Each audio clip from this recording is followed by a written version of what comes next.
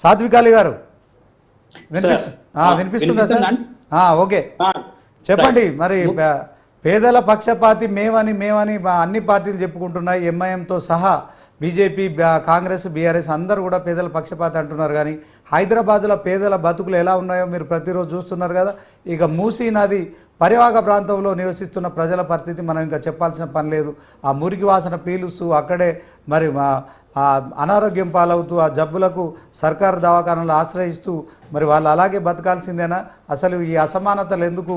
హైదరాబాద్ నగరం విశ్వనగరం అని చెప్పుకుంటున్నాము, ఆ మూసీ నది సుందరీకరణ చేస్తామని ప్రభుత్వం అంటుంది. దాన్ని అడ్డుకోవడం కావచ్చు, మరి బీజేపీ, బీఆర్ఎస్లు ముందుకు వస్తున్నాయి. దీన్నంతా ఎట్లా చూస్తారండి?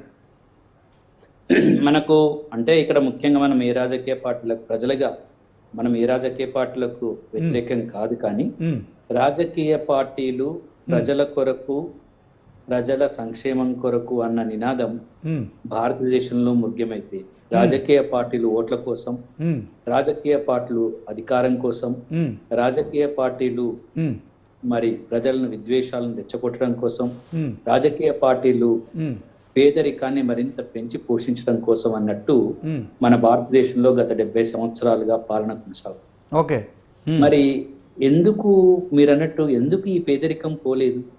మరి ఈ ప్రభుత్వ బడ్జెట్లన్నీ, ఈ పంచవర్ష ప్రణాళికలన్నీ, ఈ నీతి ఆయోగులన్నీ, ఈ రాష్ట్ర ప్రణాళికలన్నీ, ఈ స్కీమ్లన్నీ కూడా ఎందుకు పేదవాడిని ఇంతవరకు మరి స్వతంత్రునిగా చేయలేకపోయాయి? ఒక 5 ఏళ్ళ, 10 ఏళ్ళ, 20 ఏళ్ళ, 30 ఏళ్ళ, 50 ఏళ్ళ, 60 ఏళ్ళ, 70 ఏళ్ళ స్వతంత్ర భారతదేశంలో ఇవి రాజకీయ పార్టీల పూర్తి ఇంకొక సంవత్సరం అయితే 80 ఏళ్ళు అయిపోతుందండి. అంతే. అంటే ఎంత పాలనా వైఫల్యం అంటే మాకు టైం ఏంటి, ఇంకేం టైం ఇస్తాం? అందరికి టైం ఇస్తాం. ఏ రాజకీయ పార్టీని కాదన్నాం చెప్పండి ప్రజలుగా? ఏ పువ్వును కాదన్నాం? ఇప్పుడు ఏ పార్టీని కాదన్నాం? వామపక్ష పార్టీలను ఆదరించినాం ఒకనొక సంకీర్ణ ప్రభుత్వాన్ని తీసుకొచ్చుకోవడానికి అక్కడ కేంద్రంలో. తర్వాత కాంగ్రెస్ పార్టీని ఆదరించినాం, బీజేపీ పార్టీని 3 సార్లు ఆదరించినాం. ఇప్పుడు 3 బార్ 3 సార్లు వచ్చింది, జనతా పార్టీ వచ్చింది. ఏ పార్టీ రాజకీయాల్లోకి వచ్చిన తర్వాత దేన్ని కూడా ప్రజలు తమ గుండెల్లో పెట్టుకుంటే రాజకీయ పార్టీలు చేసింది ఏంటి? ఓకే, అంటే మనం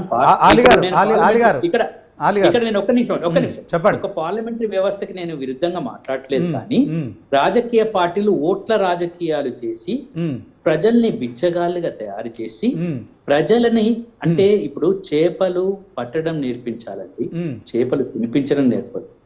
ఇంతకు ముందు పబ్లిక్ డిస్ట్రిబ్యూషన్ సిస్టమ్ గురించి ఇంతకు ముందు మాట్లాడిన మన ప్యానెల్ మెంబర్ మాట్లాడారు. ఎవడబ్బా సొమ్ము, ఇప్పుడు ఎవడి అబ్బా సొమ్ము కాదండి. అది కేసీఆర్ ఇచ్చినా, అది రేవంత్ రెడ్డి ఇచ్చినా, అది మోడీ ఇచ్చినా ఎవడబ్బా సొమ్ము కాదు. అది ప్రజల సొమ్ము. ప్రజలది ఇచ్చుకుంటూ ప్రజలు మేము ఇస్తున్నాం అని ఎట్లా చెప్తారని నాకు అర్థం కాదు రాజకీయ పార్టీలు.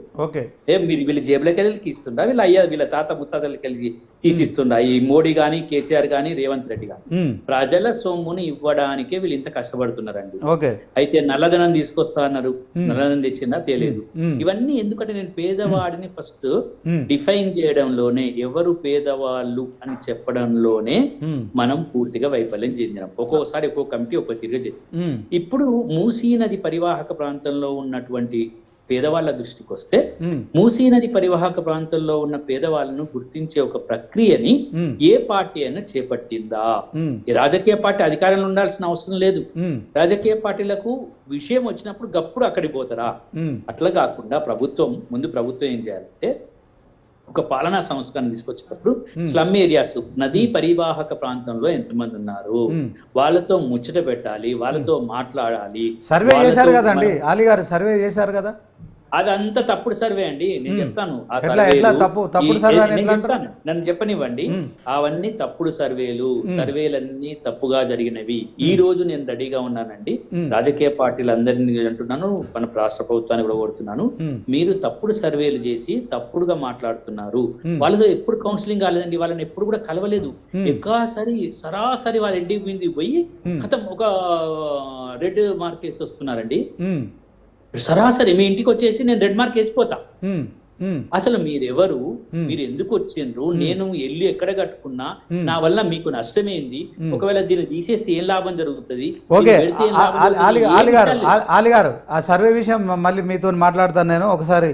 మరి సీనియర్ జర్నలిస్ట్ ఏమంటున్నా అంటే పేదవాడితో ఒక డైలాగ్ చేయట్లేదు, పేదవాడితో ఒక సంభాషణ సంస్కృతిని ఏర్పాటు చేసుకోవట్లేదు, పేదవాడికి రాజకీయ పార్టీలు ఏవి కూడా దగ్గరగా పోవట్లేదు, వాళ్ళకి అభయం ఇవ్వట్లేదు, వాళ్ళకి నమ్మకం కలిగించట్లేదు.